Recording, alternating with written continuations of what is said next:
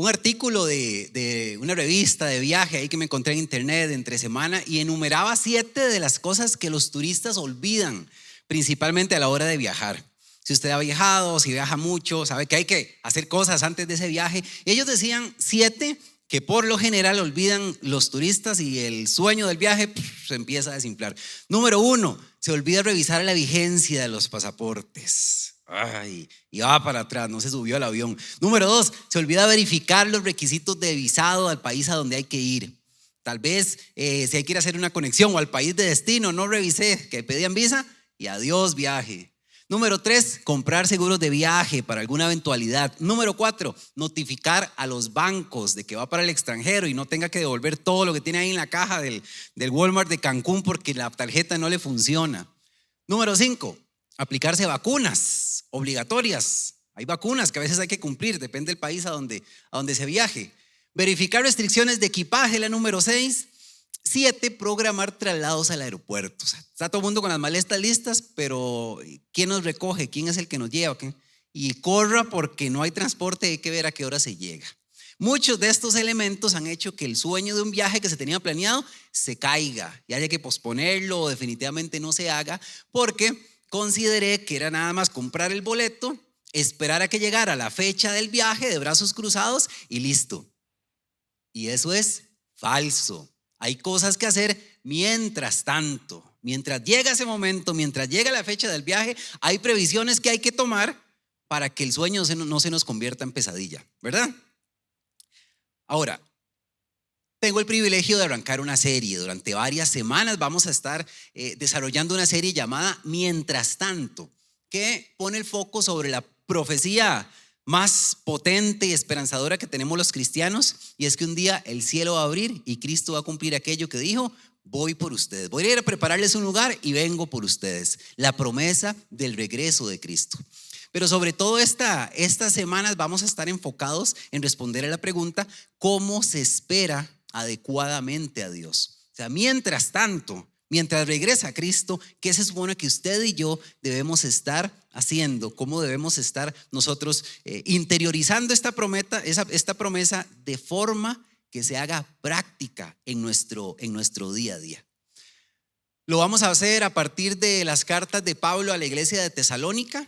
Si no ha leído esas cartas, léaselas. Ojalá hoy. Son cartas que se leen en menos de media hora, son pocos capítulos y le va a dar muchísimo contexto de qué es lo que Pablo le está escribiendo a esta iglesia. No es un curso de escatología profunda o como de seminario. Evidentemente el tiempo no lo permitiría. Si usted quiere estudiar escatología a mayor profundidad, en la Escuela Bíblica Apolos va a encontrar una serie que se llama así, Escatología, que es el estudio de los últimos tiempos. Y ahí usted se mete en YouTube, pone Vida Abundante Coronado Escatología y es lo primero que le va a aparecer.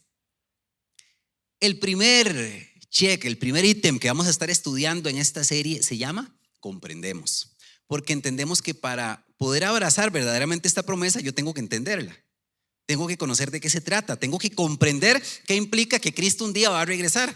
Alguien podría decir: a mí que si viene, conmigo no es. Sí, es con nosotros y tenemos que comprender de qué se trata y sobre todo qué implicaciones tiene para mi vida de fe el que Cristo vaya a regresar, de tal forma que no nos deje el avión botados cuando sea el día del regreso de Cristo. Vamos a hacerlo a partir de elementos teóricos, es la primera parte del mensaje de hoy, y elementos prácticos, que va a ser la segunda parte del mensaje de esta mañana. Así que oramos y comenzamos. Señor, te damos gracias porque eres fiel, porque eres bueno, Señor, porque nos tienes acá, un grupo de tu pueblo dispuesto a escuchar tu palabra. Hemos ya orado, Señor, hemos cantado, hemos entregado también de nuestro tesoro, Señor. Ahora vamos a escuchar tu palabra. Vamos a escuchar tu palabra y te pedimos que le des sentido a los minutos que vienen, Señor, que a través de tu espíritu nos abraces, elimines cualquier distracción, Señor, y que hagas personal para cada uno de nosotros el mensaje, Señor, que podamos comprender cómo es que un cristiano debe esperar el regreso de Cristo, Señor. Ayúdanos, confiamos en ti, dependemos de ti, Espíritu Santo. Desde ya lo agradecemos. En tu nombre, Jesús. Amén. Bien. vamos a arrancar con algunos elementos de teoría, de conceptos elementales del regreso de Cristo.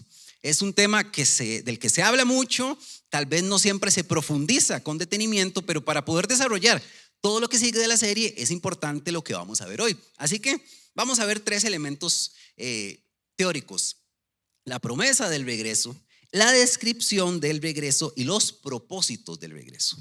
Entonces, en primer lugar, la promesa del regreso es respondernos a la pregunta: ¿por qué usted y yo como cristianos creemos que un día Cristo va a volver? Porque puede ser que yo lo crea porque el de a la par lo dice, porque algún pastor lo dijo alguna vez. ¿Por qué creemos que Cristo va a regresar? Le leo 3 pasajes bíblicos de 3 autores diferentes. Hechos 1:11. ¿Quién escribió el libro de Hechos? ¿Quién escribió Hechos? ¿Qué me dice? Lucas escribió el libro de Hechos, recuerda, la continuación al evangelio de Lucas. Dice Lucas: Galileos, o narra Lucas, como el ángel que está viendo a los discípulos, viendo a Jesús como subió a los cielos, le dicen: ¿qué hacen aquí mirando al cielo? Este mismo Jesús que ha sido llevado de entre ustedes al cielo vendrá otra vez, de la misma manera en que lo han visto irse. Ese es Lucas. Mateo en su evangelio registra a Jesús diciendo: por eso también ustedes deben estar preparados, porque el Hijo del Hombre vendrá cuando menos lo esperen. Mateo. Santiago, el hermano de Cristo: así también ustedes manténganse firmes y aguarden con paciencia la venida del Señor, que ya se acerca. Son 3 autores, una promesa: Jesucristo volverá. Y cuando usted ve todo el Nuevo Testamento, todos los escritos del Nuevo Testamento hacen referencia a la segunda venida de Cristo. Entonces esa es una promesa que está ahí brillando con todas sus fuerzas en los escritos de la Biblia. Y uno se puede preguntar: ¿qué ha pasado con las profecías acerca de Jesús? O sea, ¿qué relación tiene Jesús con las profecías? ¿Qué tanto éxito ha tenido en cumplirlas? Se hacen estudios de que en la persona de Jesús se han cumplido más de 300 profecías mesiánicas. O sea, profecías que se decían acerca del Mesías se cumplieron en la persona de Jesús. Más de 300, cosas que son imposibles de programar. Yo no puedo decidir en dónde nazco, ¿verdad? Yo no puedo decidir en medio de quién voy a morir, la forma en que voy a morir, por cuántas monedas de plata me van a vender. Situaciones que fueron profetizadas en el Antiguo Testamento y más de 300 de estas cumplidas en la persona de Jesucristo. Es impresionante cuando se explora a profundidad este tema. ¿Sabe cuál es la probabilidad de ganar el premio mayor de lotería? Es 1 entre 100,000. Es decir, que usted tiene que sacar una bolita entre 100,000 bolitas que hay en un estañón. Usted tiene que sacar la única roja que hay dentro de esas 100,000. Que usted haga así y saque la roja. 1 entre 100,000. ¿Sabe cuánto era la probabilidad de que Cristo cumpliera sus profecías? Este señor Peter Stoner, que es un matemático, un astrónomo, fue presidente de la Facultad de Matemática del Colegio de Pasadena. O sea, el hombre era una eminencia a nivel de matemática, de estadística. Calculó que para cumplir las profecías que se cumplieron en Jesús, la probabilidad de 1 entre un 1 y ese montononón de ceros que usted ve ahí, 17 ceros ahí, cumplidas en Jesucristo. ¿Qué me dice esto? ¿Por qué es que yo creo que Cristo regresará? Evidentemente porque la Biblia dice que regresará, y porque la Biblia dijo que vendría y vino. La Biblia dijo que moriría en una cruz y murió en una cruz, que al tercer día se levantaría y se levantó. Jesús dijo que Jerusalén caería, que será derribada, y cayó a sí mismo. O sea, la Biblia es contundente y yo puedo hacer caso omiso a eso y decir: eso no es conmigo, o puedo tomarme la Biblia en serio y creer que el regreso de Cristo es inminente, que viene porque viene. Por eso es que usted y yo creemos que un día el cielo se va a abrir y vamos a ver al Hijo de Dios bajando entre las nubes. Ahora, apláudele fuerte a Cristo, porque esa es nuestra esperanza y tenemos que vivirlo con esa emoción, con esa pasión. La descripción del regreso de Cristo. Ya sabemos por qué creemos. No es porque lo escuchamos de alguien, es porque la Biblia lo dice. Ahora, ¿cómo será ese regreso? ¿Cómo será el regreso de Cristo? Aquí 3 puntos. Es cierto que no podemos ser muy amplios y explícitos. Hay cosas que vamos a entender hasta que llegue ese momento, pero sí la Biblia nos da preludios de que algunas cosas van a pasar antes. Va a ser anticipado. No sabemos la fecha, dice Jesús. Esa fecha nadie la sabe, dice Pablo, va a ser como ladrón en la noche. No sabemos cuál fecha va a ser, pero sí van a haber elementos que lo anticipan. Por ejemplo, en la segunda carta a Tesalonicenses, en todo el capítulo 2, empieza a hablar acerca de este episodio. Dice que antes va a haber apostasía, va a haber rebelión contra Dios, va a haber un profundo rechazo contra Dios, que el hombre de maldad, el anticristo, que se menciona también en las profecías, esta figura que viene a usurpar la posición de Dios con milagros, con prodigios, pero que no es de Dios, también se va a hacer presente antes de esa etapa. En Mateo 24, que es un pasaje bíblico en el Evangelio de Mateo, apocalíptico, acerca del final de los tiempos, en boca de Jesús dice que antes de su regreso van a haber guerras, hambrunas, terremotos como nunca antes, y que va a haber una tribulación como nunca antes en la historia. O sea que los días se van a poner complicados, duros, fuertes, pesados, antes del regreso de Cristo. Entonces yo empiezo a identificar situaciones de vida, de los tiempos en que me toca vivir, y empiezo a hacer conciencia de que Cristo está cerca. Número 2, en la descripción, ¿cómo será el regreso? Va a ser anticipado, va a ser visible también. Algunos grupos, sobre todo sectarios, dicen que Cristo va a venir calladito, que nadie se va a dar cuenta, que va a ser algo espiritual, así taimado, y que usted y yo ni cuenta nos dimos. Pero la Biblia dice otra cosa. Escuche, primera carta, capítulo 4, versículo 16. El Señor mismo, o sea, no va a enviar representantes ni nada, el Señor mismo descenderá del cielo con voz de mando, con voz de arcángel. Un arcángel es como el jefe de los ángeles, y con trompeta de Dios. O sea, va a ser algo visible, sonoro, estruendoso, el regreso de Cristo. Dice la segunda carta, capítulo 1, versículo 7. Esto sucederá cuando el Señor Jesús se manifieste desde el cielo entre llamas de fuego con sus poderosos ángeles. No va a ser algo clandestino, no va a ser exclusivamente espiritual, sino que cuando venga Cristo, creamos o no creamos, todos vamos a estar viendo para arriba, porque va a ser imposible volver a ver hacia otro lado. Y número 3, dentro de la descripción de la segunda venida, va a ser definitivo. Va a ser definitivo. ¿Qué encontramos ahí? Varios puntos. El pasaje quizás más descriptivo de este evento lo encontramos en 2 Tesalonicenses, capítulo 4, del 3 en adelante. Le voy a leer. Dice así: hermanos, no queremos que ignoren lo que va a pasar con los que ya han muerto, para que no se entristezcan como esos otros que no tienen esperanza. El Señor mismo descenderá del cielo con voz de mando, con voz de arcángel y con trompeta de Dios, y los muertos en Cristo resucitarán primero.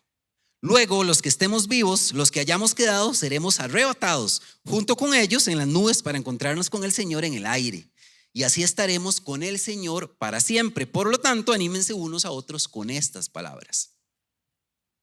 Hay un orden divino para esta etapa. Entonces dice Pablo, aquí inspirado por el Espíritu Santo, que primero los muertos en Cristo resucitarán. Ese es el primer grupo que resucita. ¿Quiénes son? Son los creyentes que fallecieron, que al momento del regreso de Cristo ya habían fallecido. Esos son Moisés, Pablo, Pedro, un abuelo, un familiar. Esos son los que van a resucitar en primer lugar y a recibir su cuerpo glorificado. Este pasaje, para estudiarlo a profundidad, hay que conectarse, pero si alguno lo va a hacer después, con 1 Corintios 15 del 51 en adelante, porque dice ahí que vamos a recibir un cuerpo glorificado. Primero los muertos en Cristo, segundo los que estemos vivos. Los que estemos vivos en ese momento también vamos a ser transformados, dice Pablo, en un abrir y cerrar de ojos. Entonces, transformados ya los dos grupos: los muertos en Cristo, cuerpo nuevo; los creyentes al momento del regreso de Cristo que estén vivos, cuerpo nuevo, ambos transformados. Y dice el texto: seremos arrebatados para encontrarnos con el Señor en el aire. Y aquí me tomo solo 2 minutos, porque este pasaje también ha sido objeto de debate teológico por muchos años, y el debate teológico es muy útil, pero no siempre, no en todos los casos es práctico para mi vida de fe cotidiana. Entonces aquí es importante aclarar: la palabra que encontramos ahí como encontrarnos con Cristo o recibir a Cristo es la palabra apéntesis. Es la palabra apéntesis. Es la misma palabra que se utiliza en Mateo 25 en la historia de las vírgenes que esperan al novio. Ellas están esperando al novio para recibirlo, es la misma palabra, apéntesis, recibirlo y retornar al lugar en donde se va a celebrar la fiesta nupcial. Esa es la misma palabra. También en Hechos 28, solamente en esos dos pasajes se aparece esta palabra. Y en Hechos 28, unos creyentes, amigos de Pablo, cuando Pablo está llegando a Roma en barco, salen a recibir a Pablo y regresan a la ciudad de Roma. La posición exclusiva de la iglesia hasta el siglo XIX era que en este arrebatamiento todos, ambos grupos, los que habían muerto en Cristo y los que estaban vivos, ya con cuerpos transformados, recibían a Cristo en el aire y regresaban a los nuevos cielos, a la nueva tierra, ahora para estar para siempre con Cristo, de manera inmediata, en un solo evento. Ahora, quizás alguien lo entiende diferente de los que está acá, porque en el siglo XIX un teólogo llamado John Narby, con una Biblia Scofield apoyada en esta Biblia, empiezan a proponer, a partir de una propuesta llamada dispensacionalismo, que lo que existe es un rapto secreto, que en ese momento a los cristianos lo que va a pasar es que hay un rapto. El arrebatamiento es que se empiezan a ir todos los cristianos de la tierra para ser liberados de la tribulación durante 7 años. Terminan los 7 años y regresa Cristo. Ahora sí, ya no hay cristianos en la tierra. Cristo regresa después de esos 7 años de tribulación, ya ahora a juzgar y a reinar para siempre, después de este rapto pretribulacional. La iglesia nunca creyó esto hasta el siglo XIX, pero se hizo muy famoso, sobre todo allá desde Estados Unidos, y Hollywood pues ha tomado mucho esa posición porque es muy espectacular, ¿verdad? Y tal vez usted ha visto un episodio de Los Simpson donde la gente se empieza a ir. Bueno, eso es rapto pretribulacional. Se lo menciono de verdad porque creo que es importante aclarar, tal vez haya personas de una posición o de otra posición, para poder tener claridad con lo que sigue de la serie. Esas son las posiciones que existen. Y usted y yo, lo que yo no le pretendo decir, lo vamos a hacer desde aquí, es que creer. Crea esta posición o crea otro, no. Esto es lo que hay y nuestra responsabilidad como cristianos es profundizar, estudiar, preguntar y, si lo considera, tomar una posición. Pero sobre todo, es no perder de vista lo esencial. De verdad. Que si lo estamos diciendo es porque muchas veces cuando se toman esos temas parece que el núcleo del mensaje es ese: el rapto, antes de la tribulación, después de la tribulación. No pierda de vista lo esencial. ¿Cuál es lo esencial? Este pasaje Pablo lo escribe bajo un modelo, una motivación pastoral. ¿Por qué? Porque la gente en Tesalónica estaba preocupada porque se estaban muriendo las personas y Cristo no había regresado. Entonces le mandan a decir a Pablo: Pablo, se está muriendo la gente, ¿qué pasa con ellos? No sabemos, seguro no van a estar con Cristo nunca más. Entonces Pablo desarrolla esta parte. Veamos el texto. Dice el texto: hermanos, así comienza, no queremos que ignoren lo que va a pasar para que no se entristezcan. Viene a decir toda la descripción Pablo y al final dice: por lo tanto, anímense unos a otros con estas palabras.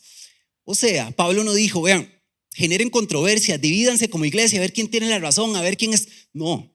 En ningún momento le pasó a Pablo esto por la cabeza. Esto es: dense fortaleza unos a otros porque Cristo viene y se va a cumplir la parte central de este pasaje, que muchas veces, tal vez cuando lo leímos al principio, lo pasamos muy rápido y nos enfocamos en el arrebatamiento o en esto. ¿Sabe cuál es el núcleo de este pasaje? Y así estaremos con el Señor para siempre, para siempre. Nadie nos lo va a quitar a Cristo, nadie. En un solo abrazo lo tendremos eternamente para nosotros, para siempre en la eternidad. Ese es el núcleo de este pasaje. Para eso es que está hecha la revelación divina. Así que no permita que esos detalles escatológicos nos desvíen de lo verdaderamente central. Ahora, ¿cuáles son los propósitos del regreso? Ya vimos por qué creemos que Cristo viene. Ya vimos esa descripción, ¿verdad? ¿Cómo va a ser ese regreso? Ahora, ¿para qué viene? Porque alguien dirá: porque la Biblia dice que viene. Entonces, no, la Biblia dice que viene porque Jesús tiene cosas que hacer acá. Todavía la agenda tiene que terminar de desarrollarse acá. Segunda carta, capítulo 1, del 6 en adelante. Dice así: Dios, que es justo, pagará con sufrimiento a quienes los hacen sufrir a ustedes, y a ustedes que sufren les dará descanso, lo mismo que a nosotros. Esto sucederá cuando el Señor Jesús se manifieste desde el cielo entre llamas de fuego con sus poderosos ángeles para castigar a los que no conocen a Dios ni obedecen el evangelio de nuestro Señor. Ellos sufrirán el castigo de la destrucción eterna, lejos de la presencia del Señor y de su poder, el día en que venga para ser glorificado por su pueblo santo y admirado por todos los que hayan creído. ¿Pudo identificar para qué viene Cristo?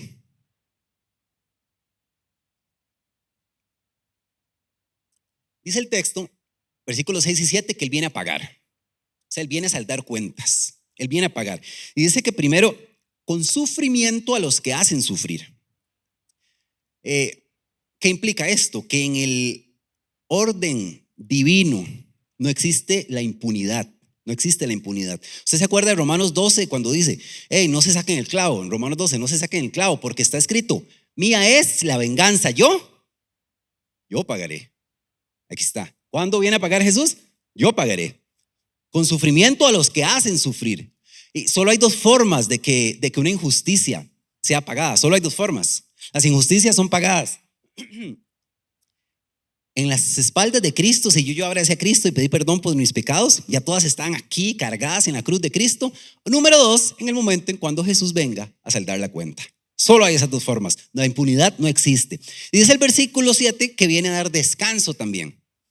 Viene a dar descanso a los que sufren. Y la palabra que utiliza ahí Pablo para hablar de descanso es una palabra que implica relajamiento. Es como cuando uno se arratona después de una caminada larga o pedaleada y ¡brum! Se hace el músculo así, tenso, fuerte. O sea, lo que está diciendo Pablo aquí es que nosotros estamos arratonados hasta el día en que venga Cristo, a que se relaje el músculo. Y qué rico cuando se alivia el arratonamiento, ¿verdad?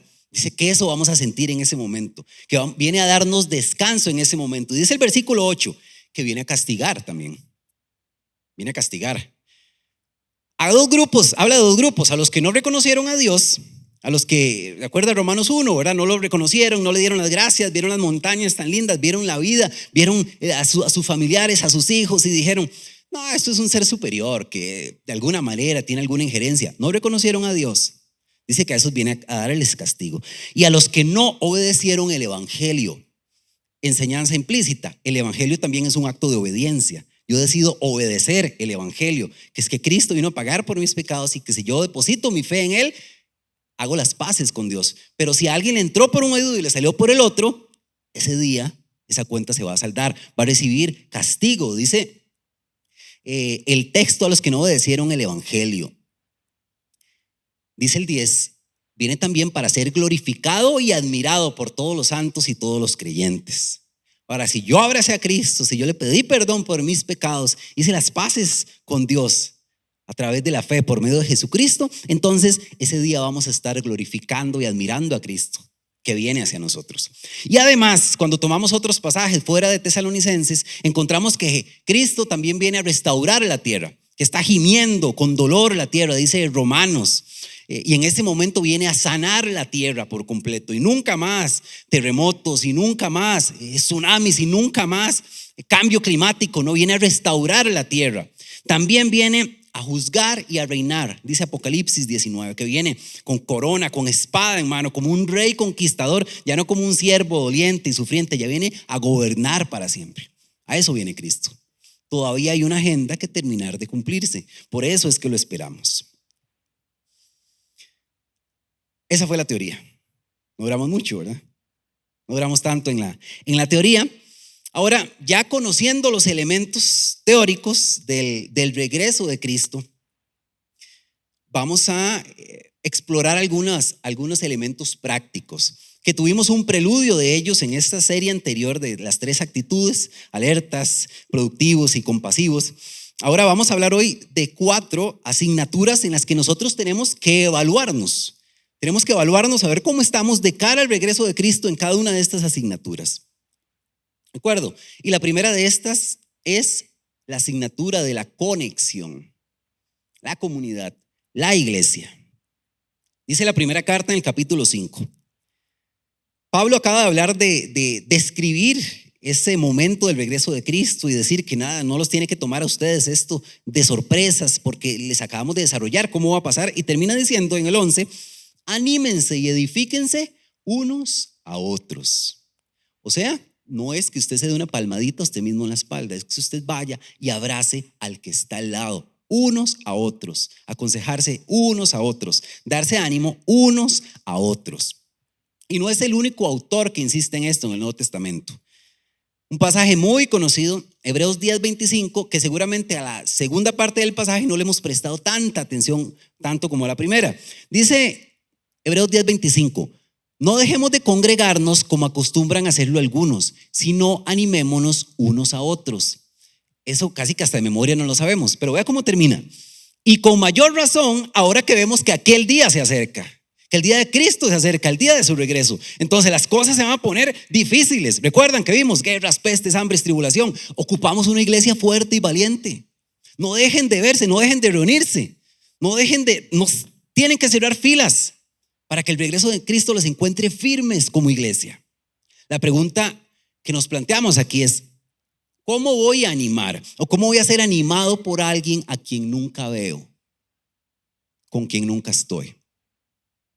¿Cómo voy a animar a mis hermanos de fe si mi cristianismo es un cristianismo de llanero solitario? Decía Coco la semana pasada, un cristianismo 007, secreto, nadie sabe que soy cristiano. ¿Cómo? ¿Cómo se hace? Y tal vez alguien dirá, pero es que con aquel fulanito, pues es imposible. Está bien, tal vez lo intente, pero aquel muy amargado para mí, muy amargada, yo no puedo. No ve la cara, qué odioso. Demasiado hipócrita, muchos hipócritas en esa iglesia. Y recuerdo siempre en esta etapa a un pastor que contaba que se topó a un muchacho cristiano en un supermercado que no iba a la iglesia, y se lo topa al pastor ahí en el supermercado y se saludan y le dice, ay, qué bueno, a mí me gusta todo eso, de vez en cuando escucho las prédicas y esto, pero yo no voy a la iglesia, pastor. Muchos hipócritas hay ahí. Y la respuesta del pastor fue, es cierto, muchos hipócritas, pero llegue, ahí le hacemos campo a uno más, siempre hacemos campo. Porque todos venimos a la iglesia para que la compañía de mi hermano o de mi hermana me haga una mejor persona. Eso que dice Pablo allá en Filipenses, de que nos va perfeccionando, la obra que él comenzó la va perfeccionando hasta el día del regreso de Cristo. ¿Cómo cree que es una de las maneras que Dios nos perfecciona? Acompañándome de hermanos, de hermanas que me dan consejo, que me abrazan, que oran por mí, que yo los veo cómo tratan a sus hijos, a sus esposas, a sus esposos. Digo, mira, y entonces voy cambiando mis reacciones, mis decisiones, mi forma de comportarme. Por eso es que tenemos que venir unos a otros. Tengo que ser intencional en buscar a alguien antes, después de la reunión, en quien yo pueda orar por él, abrazarlo, preguntarle cómo te va en el trabajo, cómo están tus hijos, programar una carne asada, invitar al que predicó el fin de semana en la iglesia.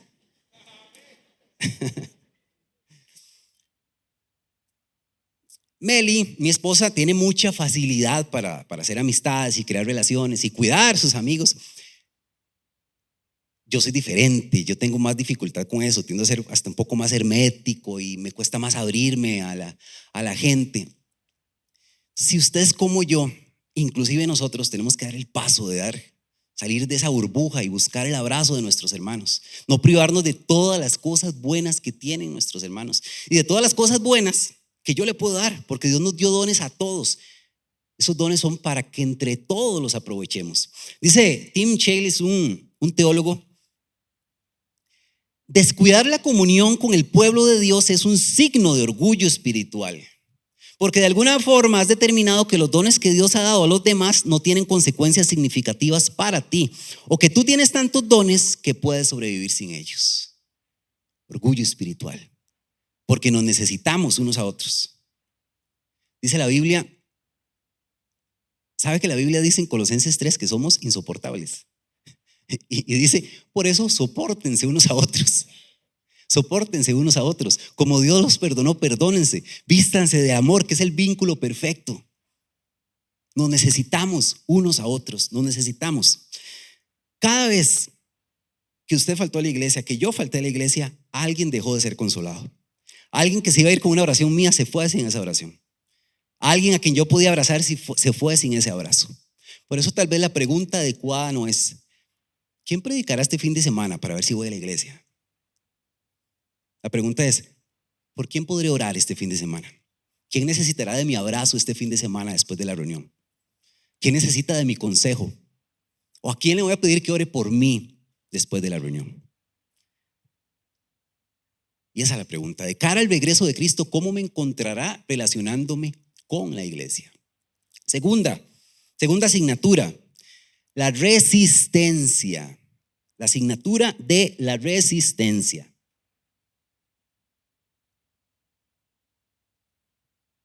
Tenemos un enemigo, tanto como individuos, como iglesia también tenemos un individuo que dice Pedro que anda ahí como león rugiente buscando ver, ¡pum!, a quién se come, ¿verdad? Y dice 1 Tesalonicenses 2. Sí, vea lo que dice Pablo, interesantísimo. Deseábamos visitarlos, yo mismo, Pablo, más de una vez intenté ir, pero Satanás nos lo impidió. No es explícito el texto en qué fue lo que pasó, si fue una enfermedad, si fue una situación X, pero lo que es cierto es que Satanás se interpuso entre el plan que tenía Pablo de ir a visitar a la gente de Tesalónica. Y dice 2 Tesalonicenses 2:7, es cierto que el misterio de la maldad ya está ejerciendo su poder. Desde esos tiempos ya hay un misterio de la maldad ejerciendo su poder. ¿Y a quién atacan? ¿A quién cree que atacan? ¿A usted? ¿A mí? ¿A nosotros como iglesia? Y a Pablo le impidió ir a visitar a Tesalónica. ¿Qué nos impide a nosotros? Tal vez nos impidió hacer el devocional con la familia, incorporarnos a ese grupo pequeño de estudio, a ese grupo de oración. Porque eso es lo que hace el diablo. Eso es lo que hace el diablo. El enemigo no nos va a robar nuestra posición en Cristo. Eso no, olvídese. Dice, yo los tengo en mi mano y nadie los va a sacar de ahí, nadie me los va a arrebatar. ¿Quién nos podrá separar del amor de Cristo? Pregunta Pablo, ¿verdad? Nadie, ninguna cosa, mucho menos el diablo los puede separar del amor de Cristo. Pero el enemigo sí puede apuntar a robarle su gozo, a robarle su confianza en Dios, hacer que su cristianismo sea débil, temeroso, dubitativo. Eso es lo que busca. A boicotear sus planes, los planes que tiene usted para su familia, los planes que tiene usted para la obra de Dios. Él le mete la zancadilla. Y entonces le hace creer que no es tan importante. Le hace creer que eso es cualquier cosa. Ese mensaje que le está llegando, esa amistad que está tomando un tono inadecuado con ese compañero, esa compañera de trabajo, siga, eso no es nada. Eso no pasa nada, siga haciéndolo.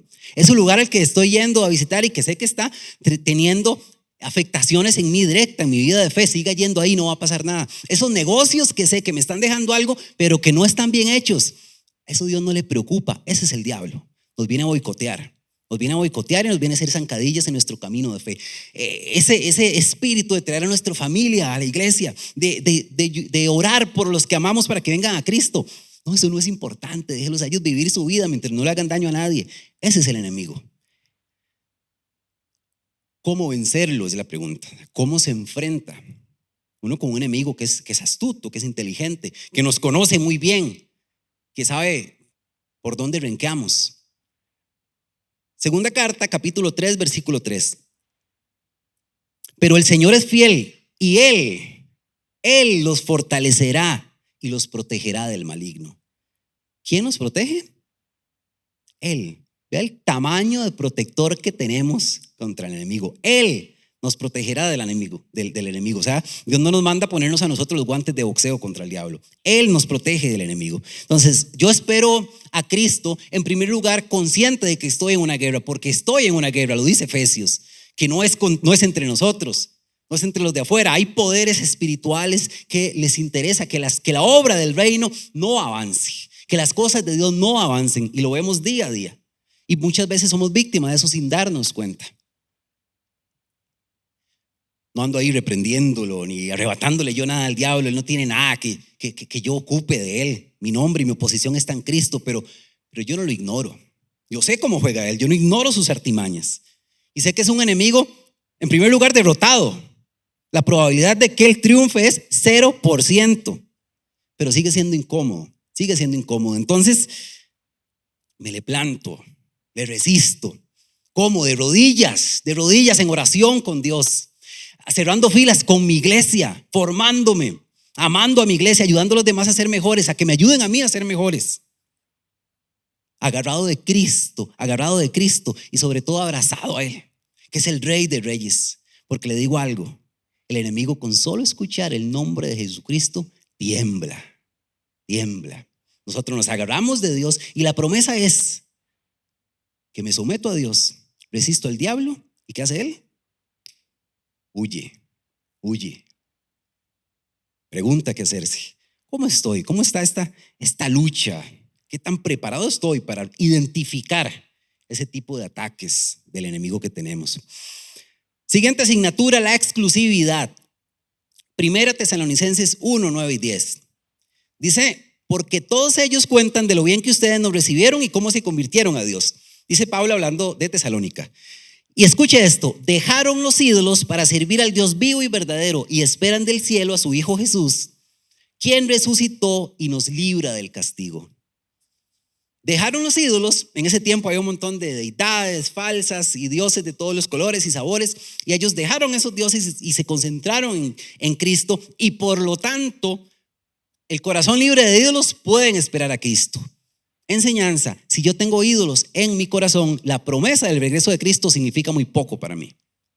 Si mi corazón tiene otros ídolos, si mi corazón tiene ídolos, esa promesa en realidad es sonido nada más, pero no alimenta el alma. ¿Qué es un ídolo?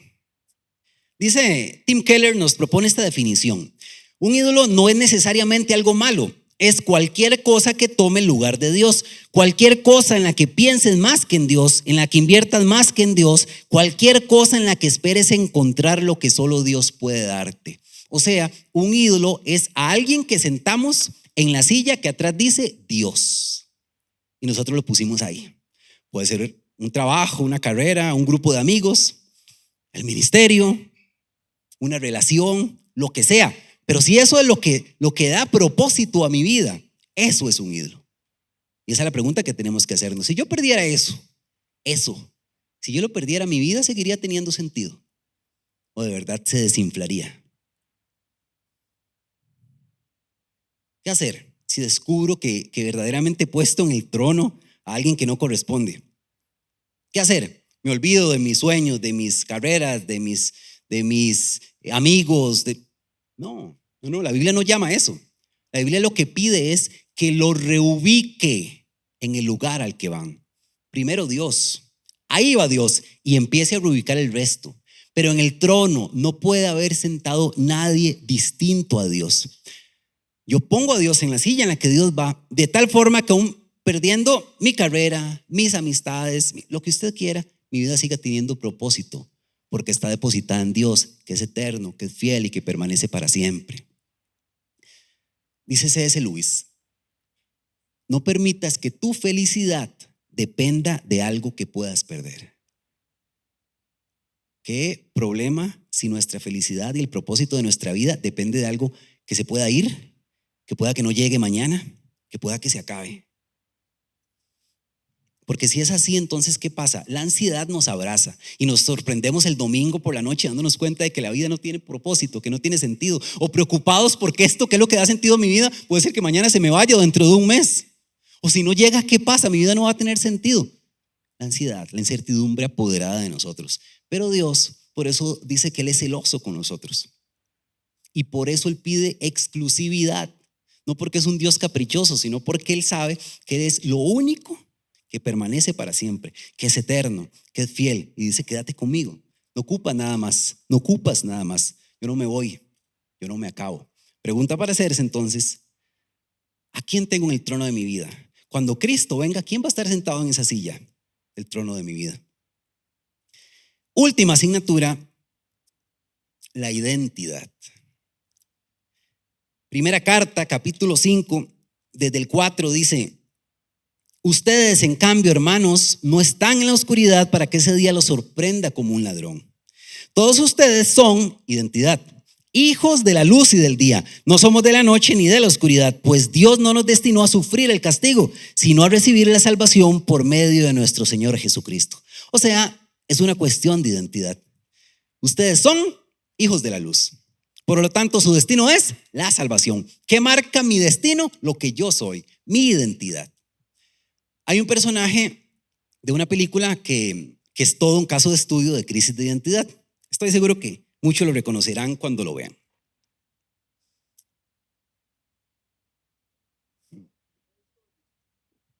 Qué buena, ¿verdad? Toy Story. Él se llama Forky. Él se llama Forky. Y es un tenedor que la niña de la casa encontró un tenedor en un basurero, lo sacó y le empezó a pegar ojitos y le empezó a pegar con plasticina, le hizo cejas, boca, con unas paletas le hizo pies y pipas y tiene hasta manos. Entonces, ya no es basura. Ahora es un juguete. Y en esa película los juguetes cobran vida, ¿verdad? Cuando no hay seres humanos y empiezan a hablar entre ellos. Y Forky tiene un problema que siempre quiere caminar hacia dónde. El que vio la película, ¿hacia dónde camina Forky? Hacia la basura, ¿verdad? Hacia la basura. Y Woody le dice que no sos basura, sos un juguete, no sos basura, sos un juguete. Crisis de identidad. Forky estaba tomando decisiones basadas en lo que era antes. Y seguía corriendo hacia la basura y corriendo hacia la basura. Tenemos que poder identificar cuando el espíritu de Forky nos tiene abrazados, nos tiene atrapados. Y cuando estoy tomando decisiones basado en lo que yo era antes y no en lo que yo soy ahora. Si yo no tengo clara mi identidad, confundo mi camino. Y entonces sigo decidiendo con parámetros que ya los superé. Dice 2 Tesalonicenses 2:13. Debemos dar gracias a Dios por ustedes, hermanos amados por el Señor, porque desde el principio Dios los escogió para ser salvos. Desde el principio. O sea, Dios nunca ha dudado de quién es usted en Él, de hacia dónde está caminando. Nunca, nunca. Dice 1 de Juan. Fíjense qué gran amor nos ha dado el Padre que se nos llame sus hijos. Dice, y lo somos, sorprendido, dice Juan, y lo somos sus hijos. El escritor del Progreso del Peregrino, John Bunyan, cierra así el libro diciendo: pecador, tú pensaste que por tus pecados y tropiezos yo no podría salvarte. Pues mira, mi hijo está a mi lado y cuando te veo yo lo miro a él y actúo contigo de acuerdo con mi contentamiento con él. Es maravilloso, ¿verdad? Quiere decir que gracias a la obra de Cristo, cuando Dios lo ve a usted, Dios le dice: tú eres mi hijo amado, estoy tan complacido contigo.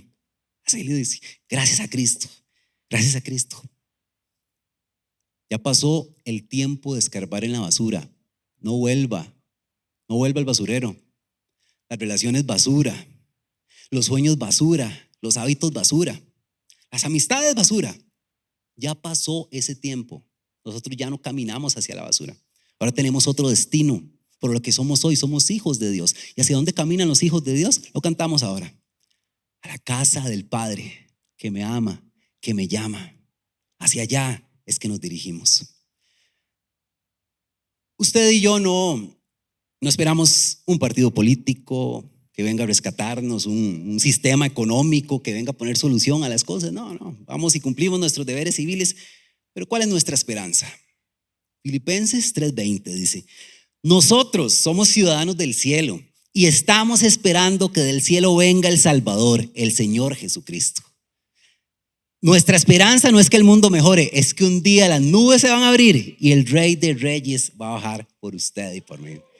Esa es nuestra esperanza.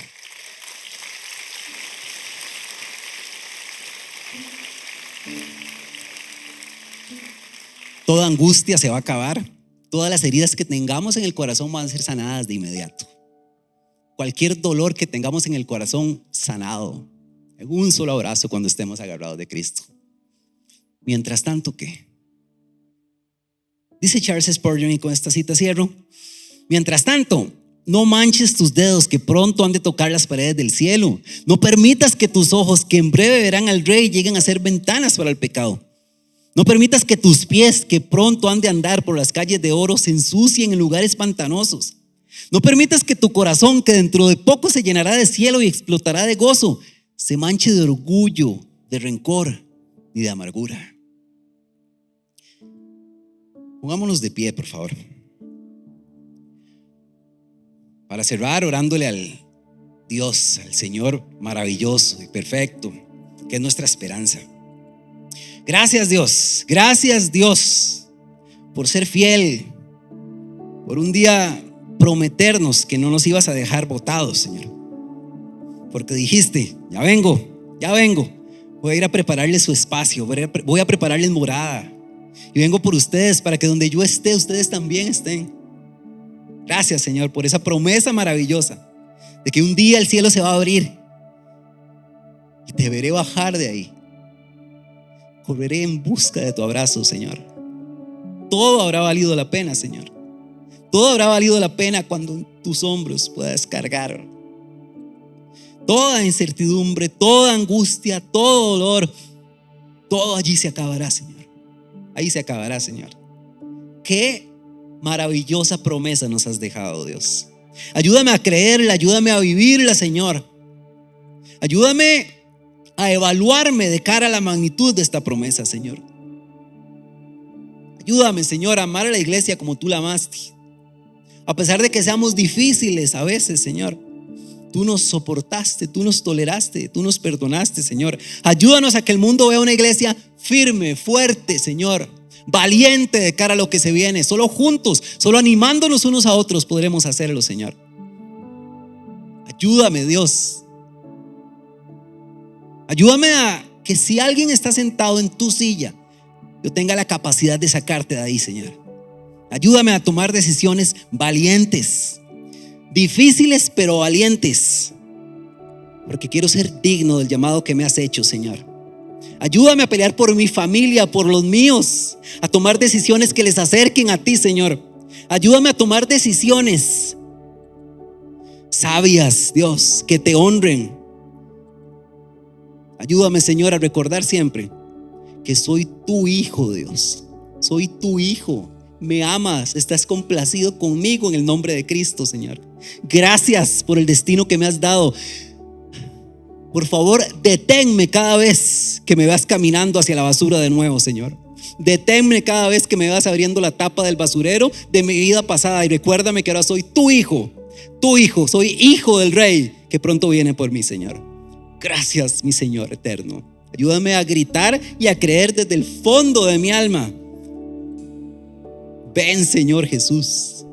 Ven, Señor Jesús, te esperamos. Tu iglesia te anhela, te espera. Ven, Señor Jesús, te necesitamos, te deseamos, te amamos. Ven, Señor.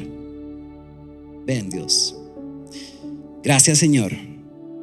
En tu poderoso nombre, Señor, lo agradecemos. En tu majestuoso nombre, Señor, y a tu hermoso nombre le honramos, le adoramos y le cantamos, Señor.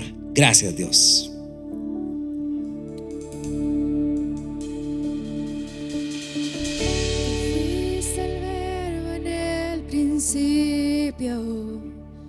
Unigénito de Dios,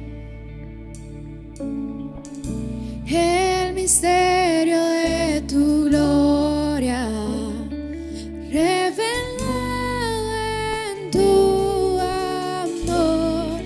Cuán hermoso su nombre es, cuán hermoso su nombre es. ¿Cuál nombre? El nombre de Jesús, Mi Rey.